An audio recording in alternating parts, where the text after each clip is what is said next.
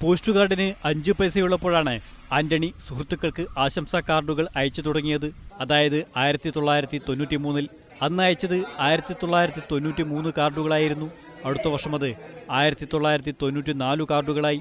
ഇപ്പോഴത് 2013-ൽ എത്തി നിൽക്കുന്നു. സ്വന്തം കൈപ്പടയിൽ ഓരോ സുഹൃത്തുമായുള്ള ബന്ധം വിവരിച്ചുകൊണ്ടാണ് കാർഡുകൾ പോസ്റ്റ് ചെയ്യുന്നത്. ഇത്തവണ ഉദ്ഘാടനം ചെയ്തത് ജില്ലാ പഞ്ചായത്ത് അംഗം ഷൈനി സജിയായിരുന്നു. തിരക്കിട്ട ജീവിത ചുറ്റുപാടുകളിലാണ് മലയാളികൾ. കത്തെഴുതാനുള്ള ശീലം പുതിയ തലമുറയ്ക്ക് ഉണ്ടാക്കുക, അതോടൊപ്പം തന്നെ വർഷങ്ങളായി നമ്മൾ നിലനിർത്തിക്കൊണ്ടിരിക്കുന്ന സൗഹൃദം പുതുക്കുക എന്ന ലക്ഷ്യത്തോടു കൂടിയിട്ടാണ് എല്ലാ വർഷവും വർഷാന്ത്യത്തിൽ ഡിസംബർ മാസത്തിൽ ഞാൻ എന്റെ സുഹൃത്തുക്കൾക്ക് കത്തുകൾ എഴുതുന്നത്. ഇത്തവണ മുനിയറ ഗവൺമെന്റ് ഹൈസ്കൂളിലെ മുഴുവൻ വിദ്യാർത്ഥികൾക്കും ആന്റണി കാർഡുകൾ വിതരണം ചെയ്തു. വിദ്യാർത്ഥികളിൽ ആശംസാ കാർഡുകളുടെ ഉപയോഗം പ്രചാരത്തിലാക്കാനായിരുന്നു ഇത്. അംബേദ്കർ അവാർഡ് ഉൾപ്പെടെയുള്ള അംഗീകാരങ്ങൾ കവിയും എഴുത്തുകാരനുമായ ആന്റണിയെ തേടിയെത്തിയിട്ടുണ്ട്.